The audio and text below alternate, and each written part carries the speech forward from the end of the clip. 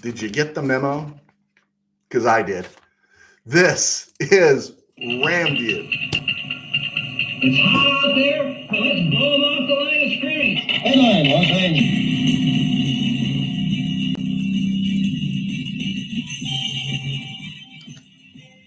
Live from the Ram Cave, I'm Joe Terosian, and this is RamView, the February 16th, 2024 edition, brought to you by Kistler Law Firm. Injured in an auto accident? Need help? Got questions?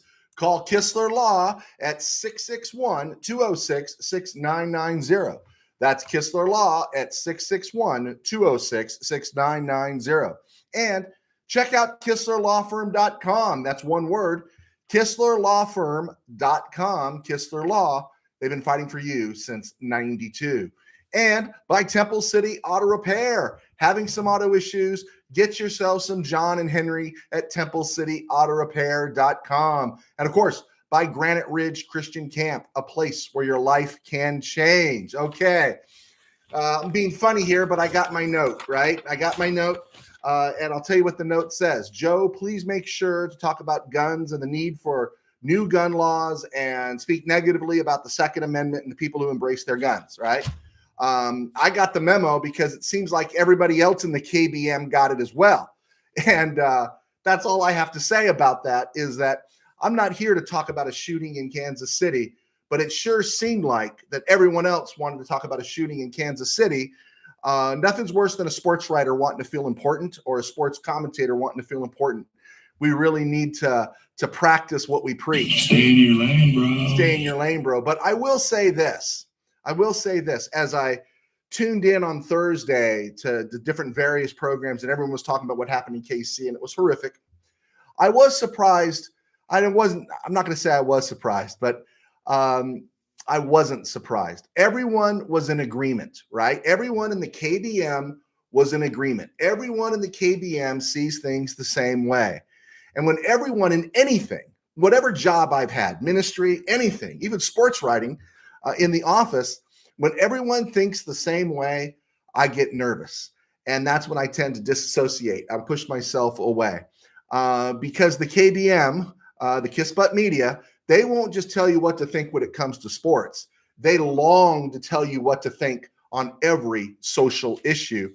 And you can think what you want. That's okay. So can I. But to tell you the truth, if you're going to click on to watch RamView, you're going to hear me talk about the Rams and the NFL and not necessarily give you my opinion.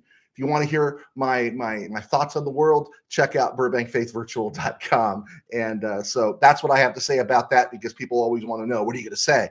There might have been a day when I would have said something, but I like to think that along with the gray hair came some maturity. Okay, Rams stuff. Let's get right into this. Talking about what the Rams needs. Yes, we want a corner. We want maybe an experienced edge rusher, all those things. And I know you can't do everything for the Rams, right? But we know what they need. But I will say this. The priority has to be whatever it takes to keep Matthew Stafford upright in the pocket. That's it. That's the most important thing. Because with Stafford and McVay, and if he's upright, the Rams are in any and every game they play. They will not be blown out. If you can keep Stafford upright, if he's standing for 17 games, the Rams are always going to be in the hunt. One for a playoff spot this year, which we believed from the get-go, and for something a little bit more next year, definitely double-digit wins. So I do want them to draft a corner. I do want them to make a move for an edge player, right? But it is something to think about. If they feel like they want to improve at left tackle off of Alaric Jackson, great. If they feel like they need to do something else, in terms of Kevin Dotson, that's going to be hard. But the priority needs to be Matthew Stafford. That needs to be when you're drafting at number 19 overall. How is this going to help Matthew Stafford? That's what I want them thinking. And but we've talked about corners and we've talked about different players the Rams have drafted over the years at this spot. And I thought it would be interesting to look at how many tackles have the Rams drafted under Les Snead. Les Snead is just celebrating his 12th year on the job this week. And he's drafted 9 tackles in his 12 years. And it hasn't been a very good record. One hit, right? The 9 tackles he drafted, In the first round, Greg Robinson. In the second round, they drafted. I'm sorry, not the second round. Which round was that? Let me see here. I can't stand not knowing. Let me go to the books here and see which round this was in. In the seventh round, I'm sorry, it was the seventh round. I knew something was wrong there. Of 2014, they drafted Mitchell Van Dyke out of Portland State. In 2015, they drafted Rob Havenstein, second round, 57th overall out of Wisconsin. That same draft in the fourth round, they drafted Andrew Donal out of Iowa, Big Ten lineman. Didn't work out, believe it or not. 2018, they drafted Joe Noteboom, 89th overall. 2018 draft in the sixth round, they drafted Jamel Demby, and that didn't work out. 2019, hesitation here. Don't get angry. I'm going to say the name Bobby Evans, but they drafted Bobby Evans in the third round in 2019, and then AJ Akuri in 2022 in the seventh round, and in 2023 Warren McClendon in the fifth round out of Georgia. Now it's interesting when you look at all those guys they drafted. Everyone knows Greg Robinson was a bust, huge bust. The only one that he definitely hit a home run on was Rob Havenstein, second round, 57th overall out of Wisconsin. He's been a starter since 2015. God bless Rob Havenstein and that pick. The only thing close to a kind of, and I'll put him in a kind of, is Joe Noteboom. My only thing regarding Joe Noteboom is let's not be so hasty to get away from his contract. His contract for next year is already baked into what the Rams have available. And I know it's a lot, but that's a lot of depth. You know, before you think about putting Brian Allen and Joe Noteboom out in the street, that's a lot of depth. And what's the priority? The priority is keeping Matthew Stafford upright. And so, but that's it. The rest, AJ Akuri, I don't think it's going to pan out. Warren McClendon, we're going to find out. But we know what happened to the rest of these guys. But that also got me thinking, in the modern draft period, from 1966 forward, how many times have the Rams drafted a first round tackle in the first round? Believe it or not, only 6 times have they drafted a tackle in the first round. 2014, the aforementioned Greg Robinson. I'm going to say another bitter name to Ram fans. In 2009, they drafted Jason Smith, also second overall out of Baylor. In 2005, I'm sorry, I'm saying bad words here today. Alex Barron, they drafted him 19th overall out of Florida State. Now, in 1997, praise be, they drafted Orlando Pace, Hall of Famer, first overall out of Ohio State. And then in 1994, they drafted Wayne Gandy, 15th overall out of Auburn. Now, Wayne Gandy wasn't an all-pro, but Wayne Gandy sure was no Alex Barron, Jason Smith, or Greg Robinson. He played out his contract with the Rams after they moved to St. Louis, and later on ended up with Pittsburgh and had a nice career. Not a great career, but he had a nice career. But here's the interesting thing. The last tackle the Rams drafted in the first round before Wayne Gandy in 1994, you got to go back almost 20 seasons. Doug France in 1975. That means from 1975 to 1994, the Rams didn't draft a tackle. They didn't draft a tackle. I'll tell you why they didn't have to draft a tackle. From the early 60s through 1975, they had a guy named Charlie Cowan. From 1973 through 1979, they had a right tackle named John Williams who didn't miss a snap. And then they also, and those guys weren't first round picks, right? John Williams was of the Colts, but we traded for him. And then in the 86th pick overall in 1976, the Rams drafted Jackie Slater, right? That one worked out, 86th overall. And in 1980, 50th overall, they drafted Irv Pankey, who held down left tackle for about 10 years for the Rams. So the Rams didn't need to draft a tackle in the first round. They found him in the later rounds. They found him in the second and third and fourth rounds. And so that's just something to think about. And it's also something to think about that if you do draft a guy that Talise Fuaga out of Oregon State, there's no guarantee he's not going to be, or he's going to be Alex Barron, Jason Smith, or Greg Robinson. You hope he's Orlando Pace, but he might be Wayne Gandy, and that might not be too bad too. I just wanted to share that sometimes you draft that guy and it just doesn't work out, as we discovered with corners and everything else the Rams have drafted over the years. But wanted to throw that out there, that there was almost a 20-year window where the Rams didn't draft a tackle in the first round. And that's pretty amazing. Pretty amazing. All right, around the NFL and other places, just some stuff to throw out there real quick on a Friday afternoon. Jimmy Garoppolo gets a 2-game suspension for, was it PEDs, performance enhancing whatever, and wasn't on the prescribed list or whatever. So he's grounded for 2 games next year, which I don't think makes any difference, because the word is the Raiders are going to put him in the street, and then he's going to end up as a backup quarterback somewhere. I think his run, obviously, as a starter is over. God bless him for extending his career this long.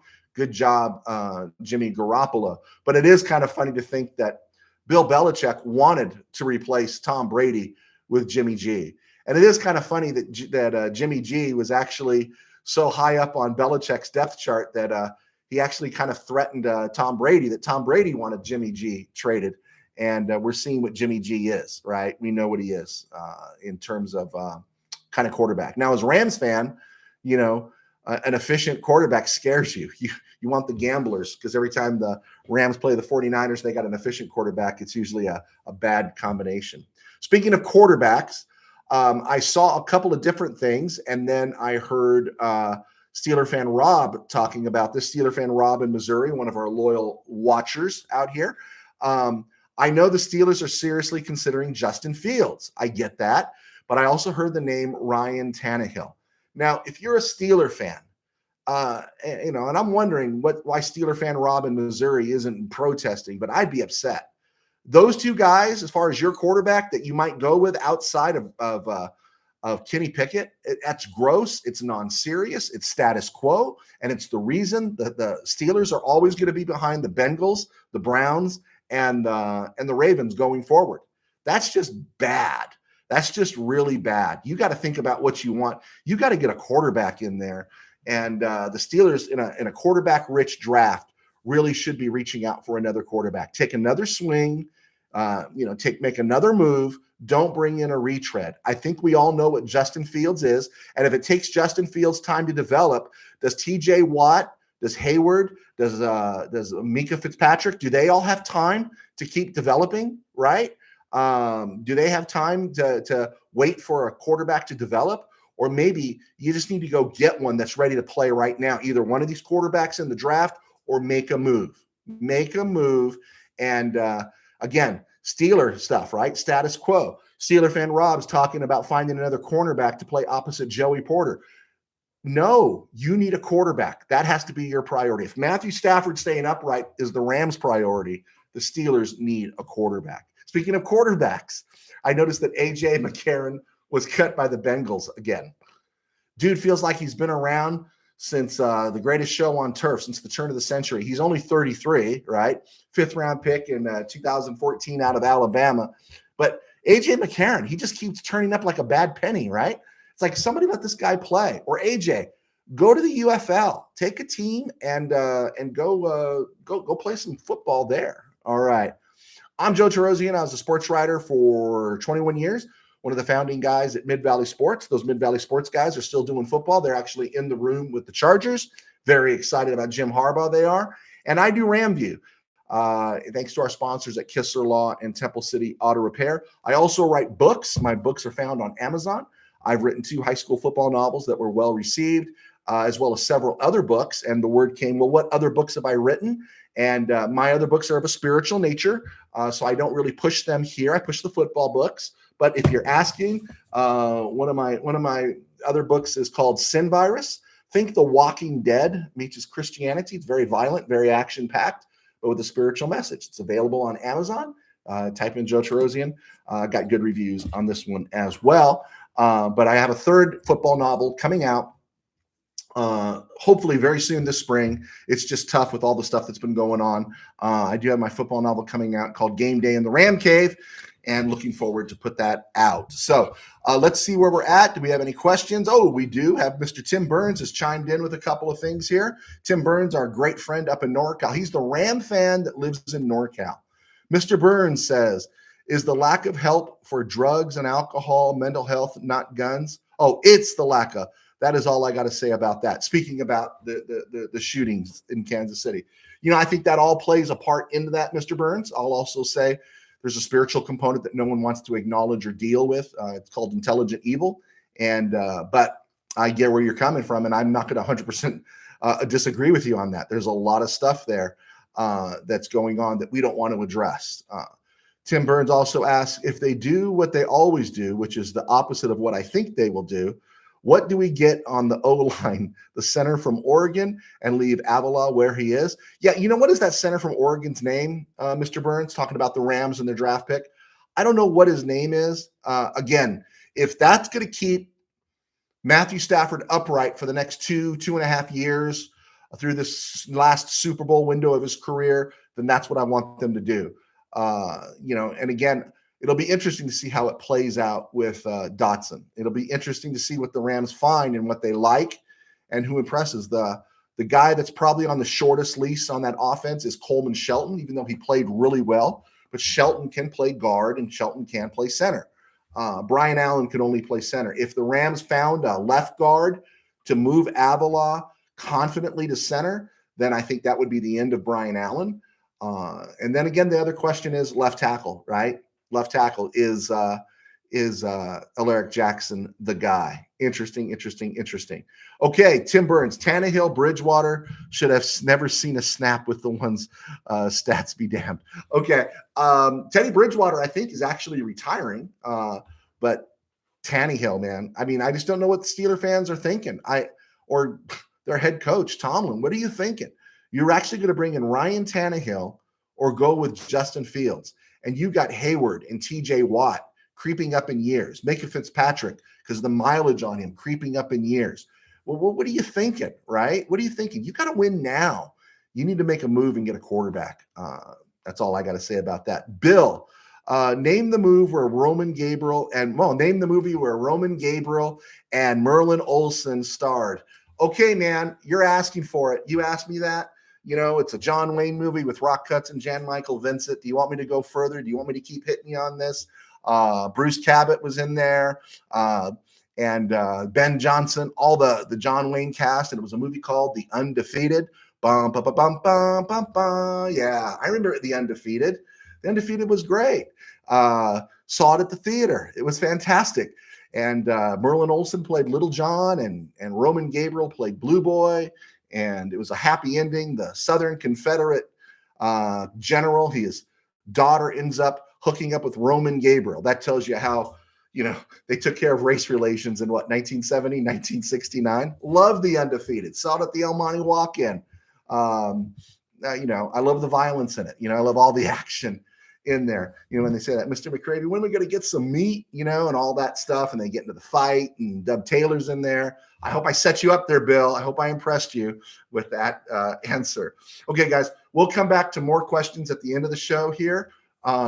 Rams update, former Ram Ernest Brown, Ernest Brown the fourth. He was a 5th round pick out of Northwestern in 2021. You remember the Rams had released him and then kind of re-signed him in a little roster swap there towards the end of the season.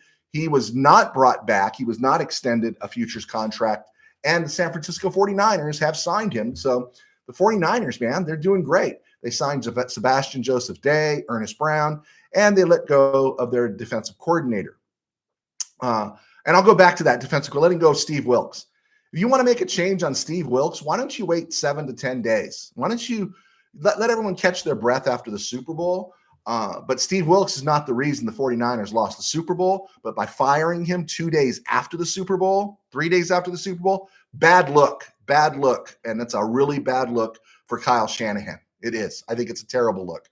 I read somewhere, I didn't hear a story on it, but I did find a mention that Stetson Bennett was reinstated to the Rams. And I don't know exactly what that means, but my guess is he's a long shot next year to make the roster, depending on what the Rams do. I hope he's a long shot. I want Carson Wentz to be the backup quarterback. If not, invest a little cash or a little draft capital. You have 11 of them in another quarterback. But the Stetson Bennett thing, when you're drafted where he's drafted, when you got his limitations, you only get so many chances. It's UFL for Stetson if he wants to be in the NFL. Also, Rams are not going back to UC Irvine. I wonder what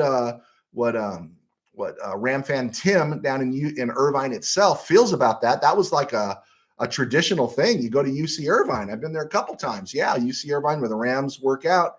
Instead, the Saints are going to UCI. I can't think of a more dreary place to go watch NFL football to see the Saints in UCI. And it's going to be interesting to see where the Rams land. They did say it's not likely they want to do camp at their own facility, the one they're opening up in Woodland Hills. I've heard all kinds of rumors, but it'll be interesting to see where they go. Rams are done at UC Irvine. Okay, just a reminder, the Rams have 11 picks in this year's draft. 19, 51, 83 as of right now. The compensatory pick for Raheem Morris is number 100. And then other picks are coming in at 153, 154, 177, 191. Sweet spots there. That's where you find a Puka Nacua. And then 212, 217, 218. That would be 11 draft picks. And the Rams had 14 draft picks last year. They brought in, 32 rookies to camp, I think they said. All 14 of those draft picks made the team in one form or another. It'll be interesting to see if the Rams do anything to trade back and pick up more picks this year. I love it. It makes it interesting. Bring in more talent. You get more of a see to see what's going on with these guys and stuff, a bigger pool. But that's a lot. 11 picks is a really good number to have. Saw the latest mock draft from Yahoo. Just trying to do one every time we go on the show. The latest mock draft from Yahoo Sports has Drake May going first to Chicago and Caleb Williams going second overall to Washington. LSU's Jaden Daniels third to New England. If you're a new viewer, you might not have heard me, but I'm suspicious of Jaden Daniels. I saw him play when he was at Arizona State. And when he was at LSU, I don't know if they really beat anybody, but he put up great numbers. So I'm not a big Jaden Daniels guy. And every draft I see, almost every draft I see, shows that Marvin Harrison Jr. is a lock to go to Arizona at number 4 overall. And that makes sense because they're believing in Kyler Murray, which I wouldn't believe in Kyler Murray, but they do. And so that they think maybe they've got their next Larry Fitzgerald there. Speaking of names that have popped up in terms of just conversation, the Rams, for one, were speculated that if Brock Bowers dropped to 19, they would go for Brock Bowers. We shared a mock draft from The Ringer on Wednesday, and they had Brock Bowers going 9. This one has Brock Bowers going, 10. They have Brock Bowers going 9 in this one to the Bears. So the Bears would draft Drake May and Brock Bowers with their 2 first-round picks. Interesting enough, too, also is J.J. McCarthy is speculated by Yahoo to go to the Vikings at number 11 overall. I have no doubt the Vikings are going to draft a quarterback. It's just wild to see how J.J. McCarthy has vaulted so high into the first round discussions taking place. But interesting enough, in this mock draft by Yahoo, they did not have the Seahawks taking a quarterback at number 16, and I would have thought the Seahawks would be. For the Rams, Yahoo has them taking the Senior Bowl darling Quinyon Mitchell, cornerback out of Toledo, 6 foot, 196, good size, athleticism, excellent burst, all that stuff you look for in a corner. Great cover skills, can play press, can play zone. So people really like him. He climbed the ladder there. But that's 3. I've done 5 mock drafts from Daniel Jeremiah, Lance Zierlein, CBS, The Ringer, and Yahoo. And 3 times out of those 5, Nate Wiggins out of Clemson, Kool-Aid McKinstry out of Alabama, and Quinyon Mitchell have come up. So a lot of the experts out there are thinking the Rams will definitely go to corner. 1 right tackle, Talise Fuaga out of Oregon State. That was CBS. And Daniel Jeremiah at the end of January, kind of early, Tattoo, the edge guy from UCLA. Not big on drafting an edge guy in the first round, but we'll see. We keep talking about and tinkering with the Rams' schedule and just talking about who they're facing, 49ers, Cardinals, Seahawks. But they get the Packers, Vikings, Bills, Dolphins, Eagles, and Raiders at home. And then they go on the road against the Bears, the Lions, Patriots, Jets, and Saints. That's not a dangerous road schedule. The Bears depends on when you play them, right? Lions, of course, will be tough. But Patriots, Jets on the road, again, when do you play them? And the Saints, when do you play them? And so none of these look really that scary right now. But one of the things I did want to mention was last year, the Rams faced 16 first-round picks from the 2023 draft. And I bring this up is that the teams they played and who they drafted in the first round. So they faced 16 of the first-round picks from the 23 draft around the NFL. The first one they faced was Anthony Richardson. He played a quarter of the season. You had to like what he did, but I'm not going to make that a big hit. I think that's right now that's out in the open. No one knows how it's really going to turn out for Anthony Richardson. Seattle, Rams faced Devon Witherspoon and Jackson Smith-Njigba. Those were 2 hits by the Seahawks. Arizona, they faced Paris Johnson at right tackle. He got better late, but he struggled quite a bit last year. He was supposed to shut down the tackle spot for them. Philadelphia drafted Jalen Carter in the first round, and he had an exceptional year. But they also drafted Nolan Smith. Do you remember Nolan Smith appearing on all kinds of draft boards as an edge guy the Rams should go after? He landed in Philadelphia with the North Georgia Eagles, and he only had 187 snaps and 1 sack. That was a whiff. The Lions, because the Rams played him in the playoffs, had 2 number ones, Jack Campbell at linebacker and Jahmyr Gibbs. I'm going to leave the jury out on Jack Campbell, but we know Jahmyr Gibbs was a hit. Green Bay drafted Lucas Van Ness. He didn't start a game, but he had 4 sacks, kind of mixed reviews. Pittsburgh's Broderick Jones didn't have a great year. Washington's Emmanuel Forbes, 16th overall. He was projected as someone the Rams may move up to get, and he had a terrible year in Washington. Zay Flowers in Baltimore. Some people talked about the Rams going after him in the draft. He was a hit. But then you go to Deonte Banks in New York for the Giants. He was better than Forbes, but he wasn't great. Mozzie Smith out of Michigan for Dallas was awful. Miles Murphy in Cincinnati was not great. And Brian Breezy, he was the dude. Where is he from? Was he from Clemson? I'm not sure where he was from, but he had 5 sacks for the Saints. But if you look at his overall performance, it wasn't that great as a first-round pick. So I share this just to keep things in perspective, is that because the Rams have a lot of draft picks does not necessarily it's the end-all, be-all of everything. You can draft a guy, as we looked at the tackles. Les Snead has drafted 9 tackles in his tenure with the Rams. Only 1 has been a hit, and that guy was in the second round. So just stuff to think about going forward in the draft. It really is a crapshoot. So it was a stone group. I agree. It's been a stone group so far, but we're not done. On this date in 1995, the Rams hired Willie Shaw. Who's Willie Shaw? Willie Shaw was a defensive coordinator the Rams hired. He was there for 2 years with Rich Brooks, and he actually is the father of David Shaw, the former Stanford head coach, and the brother of former Ram Nate Shaw, who played with the Rams in 69 and 70 out of USC.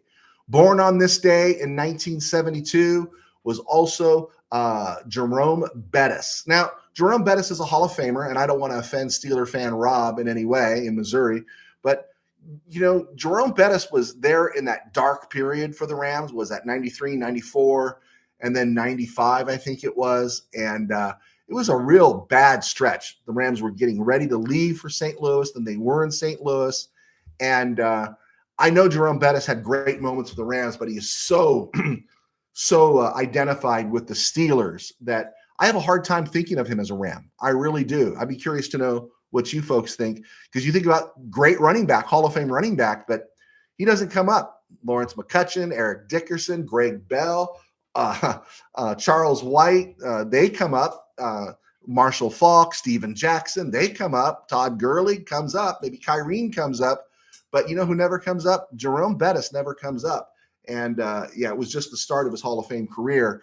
But I just never think of him as a Ram. I know he was, but I never think of him that way. Tomorrow, February 17th, Case Keenum turns 36 years old. Case Keenum is still drawing a paycheck. Good for him. And also, it'll be the 33rd anniversary of the passing of Travis Williams. That's tomorrow. And in 1991, he passed away of a heart attack. Travis Williams was only 45 when he passed away, and he only had one season with the Rams. But I remember people talking about him in a legendary way. I didn't see him play. He had a 105-yard kickoff return against the Saints in 71, didn't play in 72, and his career was over because of a knee injury. But he had 4 great seasons in Green Bay. Even in 1967, he returned 4 kickoffs for touchdowns in 1967. And he was a 4th-round pick, 97th overall out of Arizona State for the Green Bay Packers. And he had a lot of alcohol issues and everything. And I think with Travis Williams, too, is that I used to do it, some other people do too, is they get him confused with Clancy Williams, the Rams defensive back, who was a corner for the Rams for about 9 years, and 2 different guys. But they both passed away fairly young. Wanted to get that little spot in there for Travis Williams. I know some folks remember, because again, he's got this legendary guy, great return guy that you would hear about that I never quite saw. February 18th, that's this Sunday, on 2011, the Rams released O.J. Atogwe. Remember O.J. Atogwe? 6 years he was the Rams free safety, 2005 through 2010. Out of Stanford, he was a cap casualty, but he was also fading. The Rams had given him, going into 2010, a 5-year contract, but after the 2010 season, they put him in the street. He played a year with the Redskins, and then I think he had a year with Philly, and then his career was over. But by the time he was done with the Rams, he didn't get to the Rams till he was 24. The time the Rams moved on from him, he was 29. But if you remember O.J. Atogwe, he was a playmaker, man. Pick off passes, and a pick six, and a scoop and score for touchdown. Yeah, I liked A.J. Atogwe. He was a 3rd-round pick and a Stanford, and it was one of the few picks for that first decade of the 21st century that the Rams actually hit on. And where was it? In the 3rd round. Wanted to give A.J. Atogwe his due, since we're not going to be on the air on Sunday. All right, so here we are. Let's go. Let's look at some questions here from Bill. Yep, Bill, I did get it, didn't I? I got it. All right. Let's see. Tim Burns, Jackson Powers Johnson. He's the center from Oregon, right? Yeah, I'll take him. I will. I'll take him. That's great. If that's what the Rams are sold on. Whole goal is to keep Stafford upright. So let's do that. Tim Burns again, speaking with my 49 buddy, we agreed Shanahan is too good a coach to fire, but he choked as OC in Atlanta in the Super Bowl, and now he can't even prep his OT strategy with only the hoodie could replace him. There you go. I understand. I think Shanahan is a good coach, but he's got a bit of the Schottenheimer in him, huh? A little bit of the Chuck Knox in him, right? A little bit of, yeah, right? He just only so far, it is interesting. He's so smart. We used to say about people, and this isn't a pejorative, they're so heavenly minded, they're no earthly good. And sometimes they're so smart, they just don't work out. And I think it's marvelous. I want them to double down on Kyle Shanahan. I really do, because I think in a head-to-head, there are just times I know in the regular season he's owned Sean McVay, but I think in a big game, I'd much rather have McVay than Shanahan. And if the Rams aren't winning Super Bowls, I want to see the 49ers losing Super Bowls or losing in a big playoff game. It's fun. It gets me excited. Tim Burns going to keep propping up Cooper DeJean at Iowa. Pro ready week 1. Tim Burns, I will say that on the Yahoo thing, they had Cooper DeJean going 7th overall. I don't know if that was to the Chargers or who, but they had him going 7th overall. That's quite a jump, because I'm usually see him in the 20s. I've seen him at 18, 19. But Tim Burns' boy, Cooper DeJean, when he gets drafted, I'm going to send you a text this April. Bill, love your show. Keep it coming. Thank you, Bill. I do appreciate it. I appreciate you guys clicking on every day. Sometimes the best part of the show is just interacting with you guys. I think it is the best part. I hope it works out for the listeners as well. Because, again, this is why we don't have anybody with me. Because then we're talking to each other, and I feel like we're talking to ourselves. We're talking to each other here as opposed to me and a partner. So thank you, Bill. I do appreciate it. Steeler fan Rob in Missouri. But Bettis is a Steeler. I agree.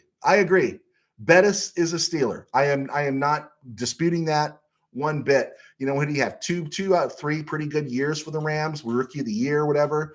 I'm not going to deny him anything, but it's funny his name never comes up because Again, if he had been traded while he was in Los Angeles, like in this generation, this iteration, it would have been one thing. If he had been traded in the 80s before the decision was made to go to St. Louis, that took a few years to pull out, I think he'd have been better remembered, and there might have been some anger. But it was almost like, I don't know what they felt in St. Louis. If there's any St. Louis fans out there, how did you feel at the time about Jerome Bettis being traded? That would be a great thing, because it was dark here in LA. No one really had any pulse about it at all. So it'd be interesting. But I just never think of Jerome Bettis. It never really registers about him being a Ram. Tim Burns, the bus is a Steeler, but I see him in horns. Really? Okay, there you go, Tim Burns. And USA expat AJ was a Stanford Indian, right? Otagwe? OJ Otagwe? Yes, he was a Stanford Indian or a Stanford Cardinal. Yes, he was. Okay, I think we hit on everything. Guys, you honor me. Thank you so much. Our numbers keep climbing up with new subscribers. If you're a new subscriber, thank you.